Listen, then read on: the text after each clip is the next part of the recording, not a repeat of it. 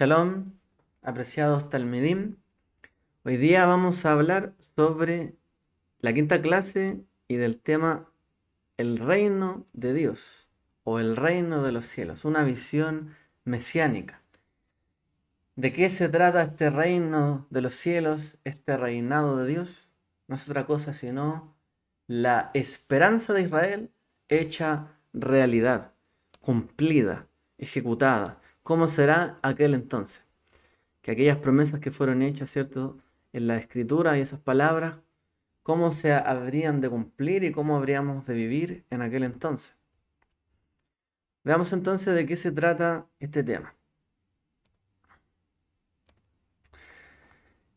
Hoy día nos adentraremos en lo que fue, en efecto, el corazón de la predicación de nuestro Mesías Yeshua. Fue, por así decirlo, la melodía central de toda la predicación y el mensaje de nuestro Mesías. Y fue, y es, de hecho, la culminación de toda la esperanza profética de Israel. Es decir, que venga Él, el reino de los cielos, el Malhut Hashamayim, como se dice en hebreo. El reino de los cielos o el reino de Dios. Indiferentemente, así se le llama el reino de los cielos o el reino de Dios. Ahora, desde el punto de vista judeo-mesiánico o para el pueblo de Israel, esta idea del reino nunca ha sido una idea solamente política o solamente terrenal. Desde que el eterno Dios se proclamó como el rey, ¿cierto?, del pueblo de Israel en el monte Sinai, desde ahí entonces que la soberanía de Dios ha sido un principio organizador de toda nuestra existencia.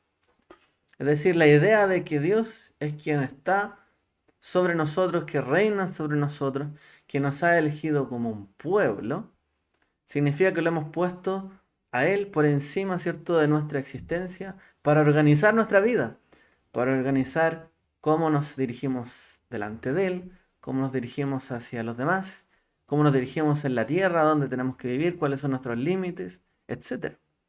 Todo, ¿cierto?, lo que implica la soberanía de Dios sobre la vida de nosotros.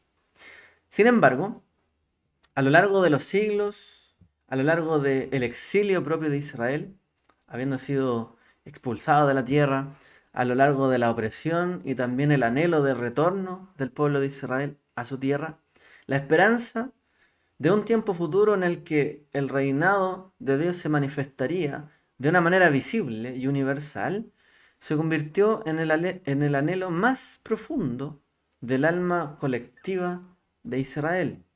Es decir, esta añoranza de que pronto viniera el reino y pronto fueran restablecidas las cosas. Bueno, mientras más lejano aparece ese momento, más se añora. En el momento en que el pueblo empieza a ver cómo dejó de tener esa gloria, ¿cierto? Como un reino en Israel, como una nación, empezó esta añoranza colectiva. Entonces, no era esta simplemente una fantasía utópica, un reino en común donde todos viviremos felices, etc. No es simplemente algo utópico que esperamos, ¿cierto?, después de esta era, sino que es más bien visto como un cumplimiento de una promesa divina que se tejió a lo largo de toda la escritura, es decir, toda la Torá, a lo largo de los profetas y de todos los escritos, ¿cierto? Como los salmos, por ejemplo. Entonces, este reinado de Dios no es simplemente una añoranza de que, oh, ¿quién quisiera que llegara aquel día? Sino que realmente lo entendemos como una esperanza que se deriva y se engancha, ¿cierto?, con una promesa divina. Entonces, ¿cuál es esta visión profética del reino venidero? Nuestros profetas, con ojos ungidos por el Espíritu, que es la profecía, esta visión de Dios, ¿cierto? De lo que Dios quiere, Dios muestra, Dios va a traer. Ellos vieron en un futuro que esos Aharit Ayamim, esos últimos días, los días postreros, en el que el mundo vendrían, en el que el mundo sería radicalmente transformado bajo el gobierno directo de Dios. Llegaría el día en que Dios reinaría sobre la tierra. El profeta Yeshayahu, o Isaías, nos dio una de estas imágenes poderosas de esta era mesiánica por venir. Y dice, y acontecerá en lo postrero de los tiempos que será confirmado el monte de la casa del Eterno como la cabeza de los montes, y correrán a él todas las naciones. Y él juzgará entre las naciones y reprenderá a muchos pueblos, y volverán sus espadas en rejas de arado, y sus lanzas en hoces. No alzará la espada nación contra nación, ni se adiestrarán más para la guerra. Isaías capítulo 2, del verso 2 en adelante. Es decir, en algún momento, esto que nosotros buscamos, añoramos, adoramos, donde está la casa de Dios, la casa del Eterno, no será simplemente el lugar donde el pueblo de Israel, el pueblo judío adora, sino que será la cabeza de todos los montes. Será donde vengan todas las naciones y donde Dios va a juzgar a todo el mundo, los va a reprender, y todo el mundo que quiera seguir en guerras y haciendo el mal y el daño, todo eso será transformado, ¿cierto?, en paz, en el fondo. Esta visión es algo que quizás no se describe en todos los textos, ¿cierto?, de la Escritura, pero es una imagen muy fuerte, ya que desde un tiempo de paz universal, o sea, el día en que llegue esta paz universal, esta justicia, donde haya un conocimiento de Dios, donde haya un centro espiritual, donde todos podamos dirigirnos hacia allá, es algo, ¿cierto?, Eh, que todos esperamos de alguna forma. Hoy día, por mencionarlo, muchos dicen, bueno, yo creo en Dios, yo adoro de esta forma, yo adoro de esta forma, aquí y allá, y no hay un consenso. De repente todos tratamos de consensuar entre ciertos términos, ¿cierto? Que la paz, que el amor, que sentimiento, que la profundidad de estos conceptos, u otros, ¿cierto? La unidad, no sé, el respeto. Pero en realidad, todos sabemos, ¿cierto?, de que necesitamos cosas concretas. En algún momento, bueno, ¿dónde voy a adorar a Dios? ¿En qué momento? ¿En qué dirección? ¿Hacia dónde? ¿A quién me dirijo? ¿Cómo se llama?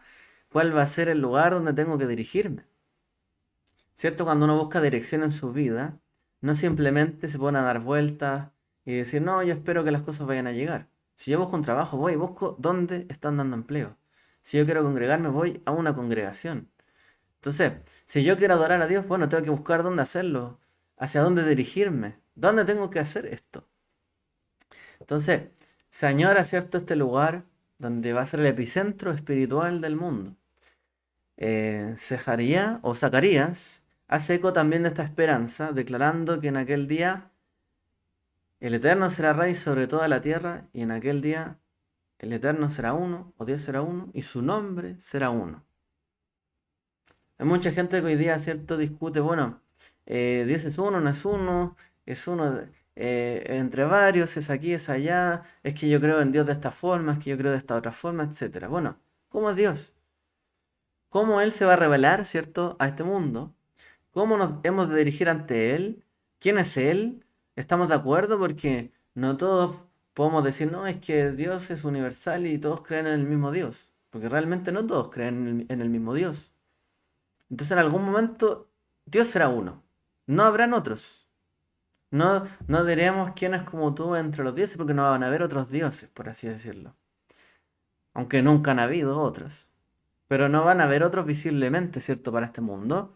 Y no van a haber otros nombres que el mundo convoque o invoque en aquel entonces, sino simplemente un nombre, su nombre. Esta esperanza impregnó nuestras oraciones. De hecho, hay una oración particular que habla de esto, que es dentro del judaísmo el Aleinu, que significa nos corresponde, es propio nuestro, adorar, agradecer delante de Él, que va a ser el Rey sobre toda la tierra. Y uno va a ser su nombre en aquel entonces, y Él merece toda honra, todo honor.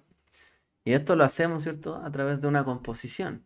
También aparece esta promesa en la Amidá, o en la llamada tefilá o la oración, que es un conjunto, ¿cierto?, de oraciones, de bendiciones y de promesas, que se extraen, ¿cierto?, de la Escritura, las cuales se recuerdan diariamente. Y dentro de ella dice, haz que retorne pronto el brote de David, tu siervo, y restaura a nuestros jueces como al principio. Es decir, trae pronto tu reino, que pronto venga esta raíz, esta simiente, esta heredad, o esta persona que desciende de David, del tronco de Isaí, como dice el profeta, y que va a ser el que nos va a unificar. Que pronto venga el Mesías, tu siervo, hijo de David, y que restaure nuestros jueces y nuestra tierra como al principio de los tiempos. Es decir, que restablezca la justicia en este mundo injusto y cruel. Es decir, anhelamos el gobierno del Mesías, hijo de David, que establecería un reino prometido.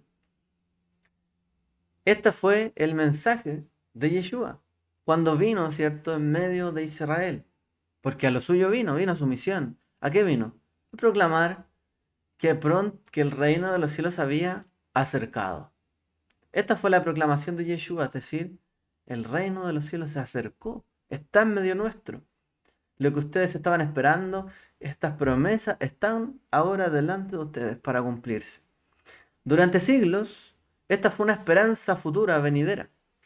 Pero entonces, tanto Juan el Bautista o Yohanan, ¿cierto? Matbil, Juan el Inversor, y luego Yeshua mismo irrumpieron en ese tiempo en Israel con este mensaje tan fuerte y revolucionario que está dentro de todos los escritos de Israel, pero fue muy revolucionario en su momento. Arrepiéntanse, vuelvan a Dios, retornen a Él, porque el reino de los cielos se ha acercado. Es la oportunidad, hay que volverse a Él. Hay cosas ocurriendo. Está más cerca el reino de Dios de lo que han experimentado. Es decir, Yeshua no solamente habló del reino como una posibilidad lejana o un lugar donde hemos de llegar, el cielo, después de esta vida o ya post muerte. No habló, ¿cierto?, del reino de Dios y su gobierno como algo futuro y venidero, sino que lo proclamó como una realidad presente que rompía la historia a través, de hecho, de su propia persona y de su ministerio. Es decir, a través del mismo se estaba estableciendo y viniendo este reino. Tanto los milagros, portentos y señales del Mesías, tales como la sanidad hacia los enfermos, la expulsión, ¿cierto?, de demonios, por ejemplo, o el dominio que tuvo sobre la naturaleza, entre muchas otras cosas que realizó, no eran meros actos de su poder, eran señales del reino. Porque en el reino de Dios no van a haber enfermedades. Por lo tanto, si ha venido aquí el reino de Dios, he aquí toda enfermedad es echada afuera. No puede haber dominio, ¿cierto?, del enemigo del pecado en medio nuestro. No puede haber, ¿cierto?, una simiente de la maldad, o la maldad misma, por ejemplo, como se representaba la imagen, ¿cierto?, de este demonio. O no podía, o no puede en el fondo la naturaleza gobernar, ¿cierto?, a quienes han de gobernar en el mundo venidero, o al propio Mesías. Por lo tanto, él también tenía cierta dominio sobre la naturaleza. Pero todo lo que él efectuó en el fondo es porque en el reino, en el mundo venidero, nada de eso ha de existir. O, por otro lado, las cosas serán de esta forma en el reino de los cielos. Y por lo tanto, Yeshua hizo milagros y cosas que anunciaron este reino venidero. ¿Cómo serían en aquel entonces? Entonces no eran simples actos de poder, sino señales de que este reinado de Dios y estas promesas que el eterno Dios había hecho a su pueblo estaban cumpliéndose en medio de su pueblo. Dios estaba con ellos, en medio de ellos.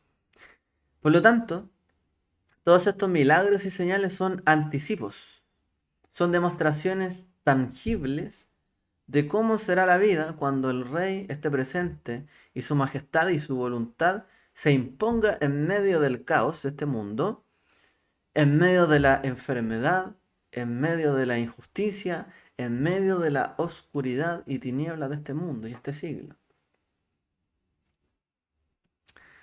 Cuando el eterno Dios gobierna, ¿cierto? El Rey Todopoderoso gobierna sobre todas las cosas, ya no va a haber caos, ya no va a haber, ¿cierto? Tinieblas, todo va a iluminarse. Como dice, él dijo, pero si yo, por el Espíritu de Dios, echo fuera a los demonios, ciertamente ha llegado a vosotros el reino de Dios. O sea, no hay nada más característico de lo que era conocido, ¿cierto?, por esa generación, como la maldad misma, que una persona, ¿cierto?, sea totalmente dominada a su voluntad o su libre albedrío, ¿cierto?, por algo extraño, ajeno, ¿cierto?, a la misma persona. O sea, veámoslo así. Si el judaísmo entiende, ¿cierto?, como la mala inclinación, por un lado, que tenemos todas las personas, y la buena inclinación hacia el bien, la mala hacia el mal. Toda esa mala inclinación, este Yetzer Hara, que se llama en hebreo, sería manifestado plenamente en una persona cuando una persona ya se deja totalmente dominar por esos impulsos, eh, ya sea lo que habla, lo que dice, cómo actúa, etc. No tiene control de sí mismo. Es lo que le llamarían, ¿cierto?, demonios o dentro del judaísmo.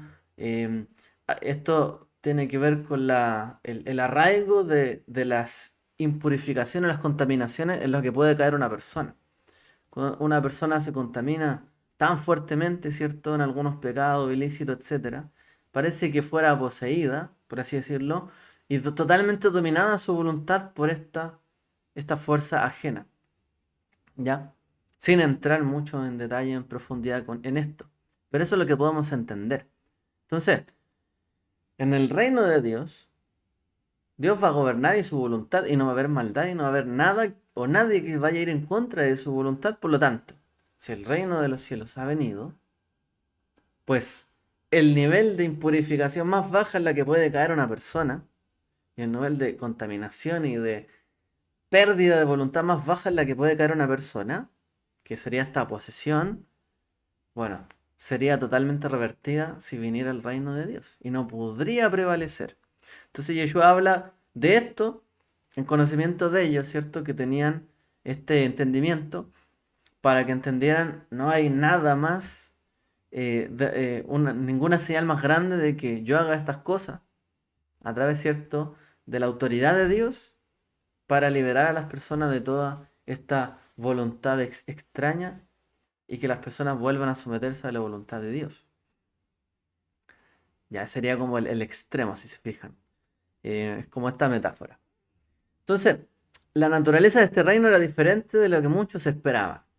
Por otro lado, muchos querían ver ciertas cosas cumplidas y vieron más bien otras. No decimos que no se cumplió que viniera el reino porque no se cumplió X y Y o una u otra razón, como de hecho se postula muchas veces, ¿cierto?, dentro de la creencia, ¿cierto?, de Israel, la creencia judía, que porque no se cumplió esto y esto otro, no hay Mesías, sino que decimos que se cumplió este anticipo que había de traer el Mesías. Y si bien no vino con ejércitos ni poderío militar para derrocar a Roma, sí trajo el reino de Dios. Vino de una manera, de otra forma más sutil y profunda. De hecho, no vino en una señal con un montado, ¿cierto?, en un caballo, como dice el profeta Daniel en la visión, sino que vino montado, como dice, en un pollino de asno. Que esta palabra, ¿cierto?, de asno significa en hebreo lo mismo que decir materia, es lo mismo que decir naturaleza. Y es lo que hablábamos, ¿cierto?, recién. Es como el que controla o domina esta naturaleza propia, ¿cierto?, de las personas y de la forma en que puede caer en lo más bajo, yéndose contra la voluntad de Dios. Recordemos, ¿cierto?, el episodio del malvado Balaam, o Bilam, eh, que él, ¿cierto?, fue enviado para maldecir a Israel y fue montado en un asno. Y él se puso contrariamente a la voluntad de Dios todo el tiempo. nunca quiso someterse a su voluntad. Es decir, el Mesías vino, ¿cierto?, a someter toda su voluntad ante Dios, ante el Padre, y para que nosotros también pudiésemos ver esto. Porque antes de que venga el día terrible y el Mesías sea manifestado en toda la gloria con su gobierno y su dominio, el gobierno de Dios, pues no es mejor que nos arrepintamos y cambiemos y sigamos su voluntad, porque cuando llegue ese momento ya no va a haber marcha atrás, ni podremos avanzar en el arrepentimiento.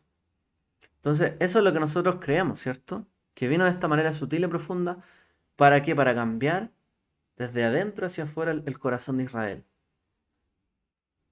Yeshua nos enseñó que no necesitamos que alguien venga a arreglar todos nuestros problemas. Y que venga alguien y cambie todo lo que no nos gusta, y vaya en contra de nuestros enemigos, y cambie todo esto y esto otro, y nos arregle el mundo y la vida. A eso no vino el Mesías. El Mesías vino, ¿cierto?, a dar una señal de que no. Antes de que las cosas puedan cambiar afuera, nosotros, cada uno de nosotros tiene que cambiar. Y así las cosas van a cambiar. Hay que dar el primer paso. El reino de Dios comienza en el corazón, en el interior de cada uno. Por lo tanto, a los fariseos, por ejemplo, que ellos hablaban de estas señales del reino, creían en la resurrección, en el reino venidero, pero ellos buscaban señales externas y le demandaban a Yeshua estas señales externas. Yeshua les dijo a ellos: el reino de Dios no vendrá con advertencia. He aquí el reino de Dios está entre vosotros. Porque antes de que nosotros digamos aquí estará Dios aquí o allá, el reino de Dios, dice Yeshua, vendrá sin advertencia. Simplemente llegará en medio de ustedes. Y los que sean entendido verán las señales y entenderán, y los que no, no entenderán. La palabra griega, traducida como entre, en este caso entos, el reino de Dios no vendrá con advertencia y aquí el reino de Dios está entre vosotros. Esta palabra entre puede significar también dentro de vosotros. Es decir, las dos traducciones son correctas. El reino de Dios está dentro de vosotros. Esto es muy similar, ¿cierto?, al mensaje de la Torá, cuando el pueblo construyó el tabernáculo, ¿cierto?, el Mishkan, el santuario. Y Dios dice: hágame un tabernáculo, un santuario, y yo moraré en medio de ellos. Veshahanti betohami, moraré en medio de ellos, que también se puede traducir como: y moraré dentro de ellos. El objetivo no era que el pueblo viera, ¿cierto?, el santuario afuera y dijera: oh, bendito sea Dios que está ahí presente. Sí, si está ahí presente, lo adoramos, ¿cierto? Pero el objetivo era que esa voluntad de Dios, ese reino de Él, esos principios que hay en su santidad, estuvieran en cada uno de nosotros. Así como estaba en el medio, en el corazón del pueblo, que también lo estén dentro de nosotros. Por eso es que Él entregó la Torá, para que su voluntad pudiese permear en los corazones del pueblo de Israel. Entonces, el reino estaba entre ellos, en la persona del rey, que era o que es Yeshua. El reino está entre nosotros cuando Él está en nuestro corazón, cuando su voluntad está en nuestro corazón, cuando nos sometemos a su voluntad y su dominio. El reino comienza dentro de nosotros, es decir, en el corazón renovado, que se somete a su soberanía. Un corazón transformado, como lo explicamos, ¿cierto?, que es el corazón de la promesa de Dios para nosotros, el nuevo pacto. Y colocaré mi Torah, mi instrucción, mis enseñanzas en su corazón. Ya no estará en una tabla de piedra, sino en su corazón, escrita ahí, en su interior. Ahí es donde comienza el reino de los cielos. Y al parecer, cuando uno mira a una persona que ha sido transformada y entrado en este nuevo pacto y ha creído de corazón, parece que nada hubiese cambiado muchas veces. Parece que no hay una advertencia de que una persona ha cambiado tanto y el reino de Dios está sobre ella, pero en el interior es otra cosa, es otra persona. Ha venido sin advertencia. Pronto o ya, pero todavía no, dice la Escritura. Hay una tensión en el reino de Dios. Y esta es la clave para entender la visión mesiánica del reino. Es decir, que vivimos en una tensión entre el ya, está aquí entre nosotros, y el todavía no. Está aquí, ya, entre nosotros, pero todavía no, plenamente. Este ya, ahora, significa que el reino ya ha sido inaugurado. Es decir, a través de la fe en Yeshua y el nuevo nacimiento por el Ruach HaKodesh, en el cual hemos sido renovados en nuestra identidad, limpiados, purificados para hacer su voluntad, tal como lo haríamos en el reino de Dios, en el mundo venidero, con su instrucción en nuestros corazones, somos transferidos, por así decirlo, como dice la Escritura, del reino o del dominio de las tinieblas al reino del Mesías, como dice Colosenses. De ese reino de tinieblas que gobernaba sobre nuestra vida, del cual éramos esclavos haciendo esa voluntad y no haciendo la voluntad que provoca vida, que provoca paz, que provoca justicia. Hemos sido traídos a este otro reino. Ya podemos experimentar hoy día, asimismo, sus bendiciones, que son el perdón de los pecados, la paz con Dios, la justicia, el gozo en Él y el poder del Ruach HaKodesh o el Espíritu Santo, como lo explica Romanos 14. Es decir, somos llamados a ser ciudadanos del reino del cielo aquí y ahora. No hay que esperar a que muramos, ¿cierto? Y heredemos el reino. O que venga el Mesías y heredemos el reino. Hoy día somos llamados a ser conciudadanos, o ciudadanos, mejor dicho, del reino aquí y ahora. ¿Cómo? Viviendo la voluntad de Dios, viviendo los valores del reino, la ética de nuestro rey, y tal como lo expone, ¿cierto?, Yeshua en el Sermón del Monte. Tenemos que vivir bajo estos principios. Estos son los principios del reino. Pues tenemos que vivirlos hoy, no esperar a mañana. Porque si no, no ha venido. Pero si creemos que ha venido, y la profunda conexión que hay en nuestra creencia en Yeshua al reino de Dios es que hoy día tenemos que manifestar ese reino venidero.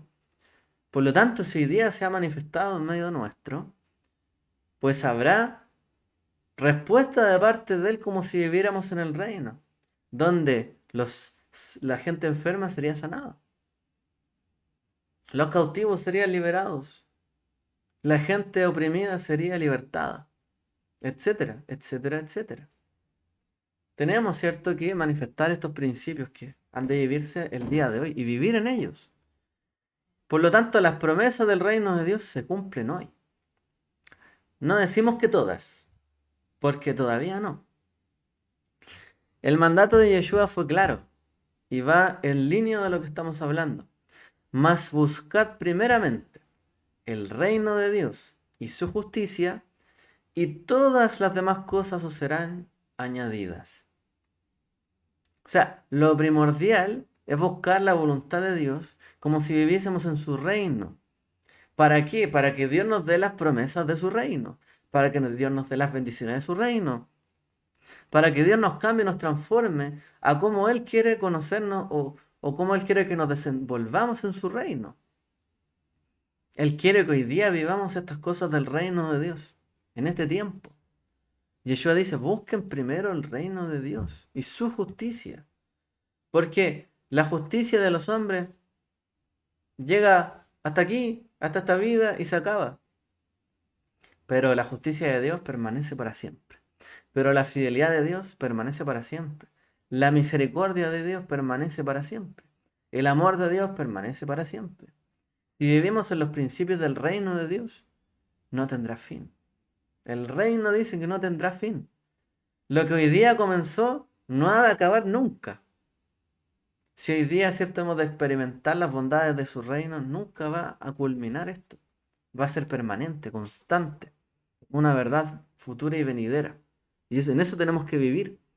Porque de otra forma, no, si creemos que el Yeshua es el Mesías Pero no vivimos como Él nos dice que hemos de vivir porque Él ya trajo parte del reino. No estamos viviendo ni en sus promesas, ni en su voluntad, ni en su reino. Y realmente no queremos que venga. Nuestra prioridad en la vida es alinear cada área de nuestra vida, nuestras relaciones, nuestras finanzas, nuestro trabajo, eh, nuestra relación interpersonal con Dios, con la familia, nuestros pensamientos, nuestras acciones, moldearla a la voluntad de nuestro Rey y cómo Él ha de gobernar este mundo y cómo nosotros nos hemos de comportar delante de Él en aquel entonces. Pero todavía no. Es ahora ya, pero todavía no al 100%. Al mismo tiempo, el reino todavía no ha sido consumado en su plenitud. Hay cosas que han sido consumadas, ¿cierto? Como el sacrificio, ¿cierto?, del Mesías, que trajo esta renovación del pacto. Eso fue consumado. Hay partes consumadas, pero no la plenitud de la redención. Una cosa es salvación que vino a nuestra vida y fue consumada a través del Mesías, pero la redención completa, la completa restauración todavía no ha llegado en su plenitud. Entonces miramos a nuestro alrededor y vemos que el mundo todavía sigue bajo el pecado, todavía hay injusticia, todavía hay dolor. Las espadas aún no se han convertido, ¿cierto?, en varas, ¿cierto?, de arado. Todavía no son rastrillos, ¿cierto?, para el campo. Anhelamos el día del regreso del Mesías, cuando Él restablecerá su reino de manera visible y física sobre la tierra, sí, ya que Él juzgará las naciones, Él redimirá a su creación y Él reinará desde Jerusalén. Añoramos esto, sí, por supuesto. Pero nuestra oración tiene que seguir siendo la que Él nos dijo. Oren así diciendo: Tavo malchutja, que venga tu reino, y hacer ratzonja, y que se haga tu voluntad, como en el cielo, también en la tierra. Así tenemos que orar y añorar cada día el reino de Dios en este mundo. Que su voluntad sea hecha aquí. No solo por los demás, que queremos que Dios cambie, transforme, que no nos hagan daño y que cambie el mundo. Primero por nosotros. Luego pedimos también, ¿cierto?, por este mundo. Por lo tanto, nuestra misión como ciudadanos del reino es vivir en esta tensión que es la que nos define como discípulos de Yeshua. ¿Por qué nos llamamos mesiánicos? Por esta esperanza mesiánica. Y porque hoy día vivimos esa mesianidad, es decir, ese reino mesiánico de Dios, hoy día. ¿Cómo? Cumpliendo, como dijimos, su voluntad. En nuestra vida, en nuestras finanzas, haciendo sus mandamientos, ¿cierto? En la medida que podamos cumplir, en el trabajo, en la vida familiar, etc. Somos mesiánicos porque vivimos esta esperanza, esa esperanza futura hoy día. Y somos discípulos de Yeshua por esto. No somos pasivos, espectadores que simplemente esperan un futuro venidero y ya. Y hacer una apuesta al futuro.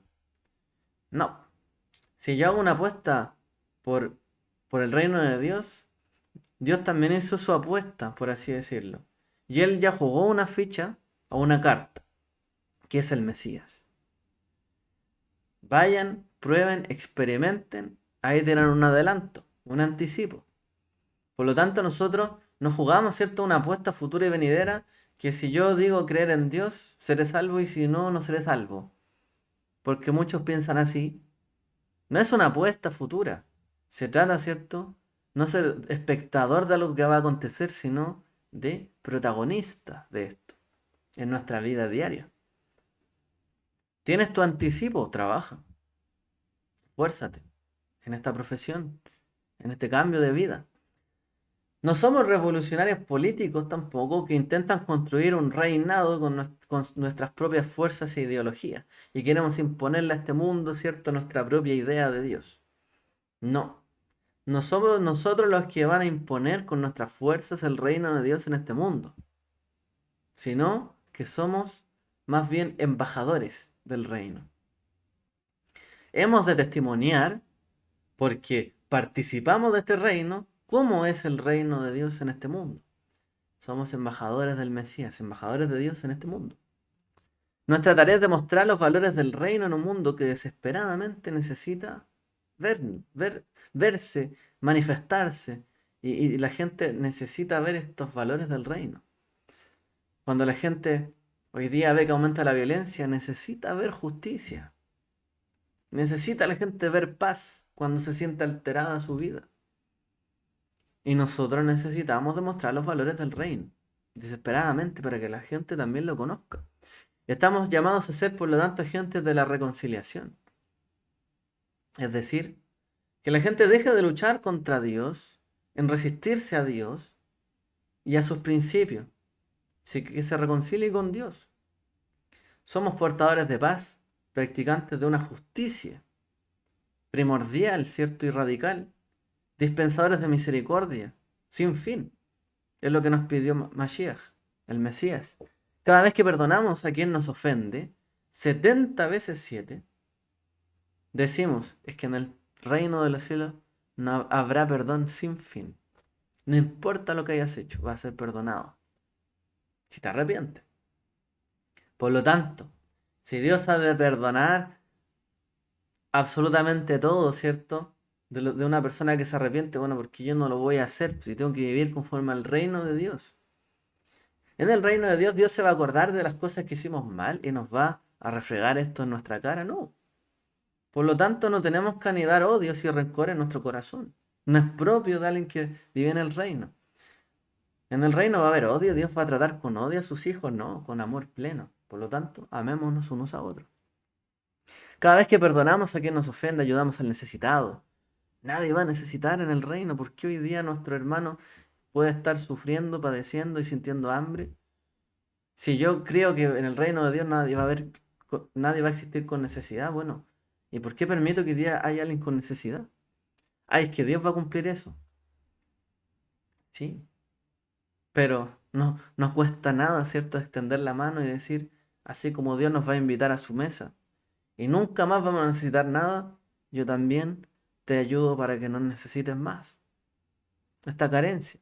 Entonces, todas estas cosas va a ser lo que, a ver, mejor dicho, fueron anunciadas por Yeshua y también fueron advertidas, ¿cierto? Cuando dijo, bueno, en aquel entonces pondré a un lado a los que hicieron las acciones del reino y los que no, los cabritos y las ovejas, el que hizo y el que no hizo.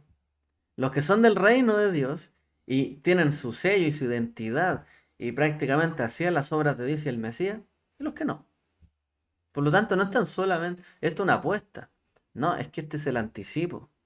Y hemos de gastar este anticipo que nos dio de generosidad Dios a través del Mesías, haciendo las obras de Dios hoy día, porque si no las hacemos, perderemos este anticipo que Él nos dio. No seremos dignos de lo que Él nos invitó a experimentar.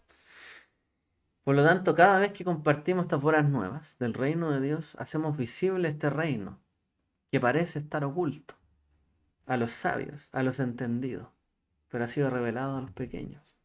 Estamos plantando pequeñas semillas del mundo venidero en esta tierra, en este mundo presente. Para concluir, Talmidim, la visión del reino de Dios es la esperanza más grande y abarcadora que poseemos. Le da sentido a nuestro pasado, le da propósito a nuestro presente y nos da una dirección segura hacia nuestro propósito futuro y nuestro destino. No es una mera doctrina, sino que es una realidad viva que nos transforma y nos impulsa a la acción hoy. Hoy, a la acción. No a la pasividad, a la acción. Y esto es lo que movió y motivó, ¿cierto? A todos los discípulos de Yeshua. Imagínense todos los padecimientos que ellos vivieron. ¿Por qué habrían de soportar tanto? Porque creyeron en este reino que se había manifestado y que mientras más acción tomaban por él, mayor iba a ser la recompensa. Entendieron que Dios apostó por Israel, por el mundo, al dar el Mesías, y que nosotros también tenemos que apostar hacia Dios y hacia su obra. Y tenemos que confiarnos en Él, ¿cierto? Y afirmarnos en su propósito. Perdón.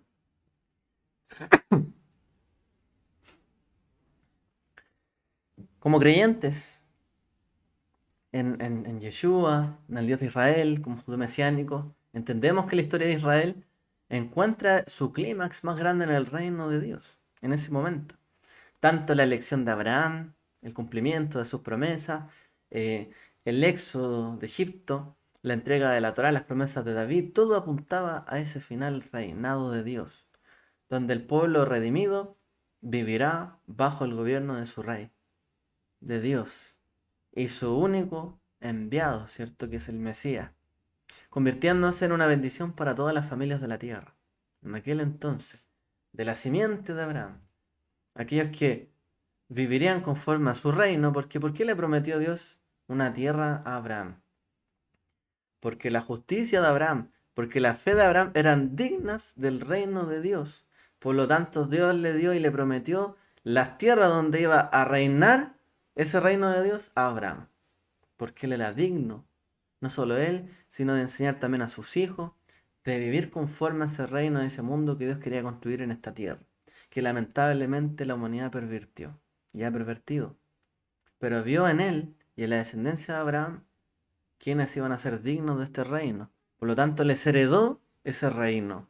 Y por eso Israel, cierto, tiene gran predilección ante Dios, porque les fue dado primero esta llave del reino, la tierra, las promesas, y el lugar donde va a reinar el mismo Dios.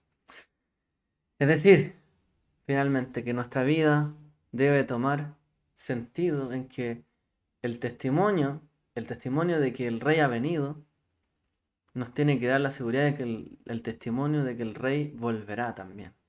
Si el vino nos dio este anticipo, sabemos que ha de volver. Vive cada día, vivamos cada día de su reino y su justicia. Y anhelemos con todo nuestro corazón, ¿cierto? Lo que Él ha de hacer con nosotros, lo que Él quiere hacer con nosotros, que es establecer este reino, restablecer todas las cosas. Muchas gracias, que el Eterno les bendiga, nos vemos en la siguiente lección.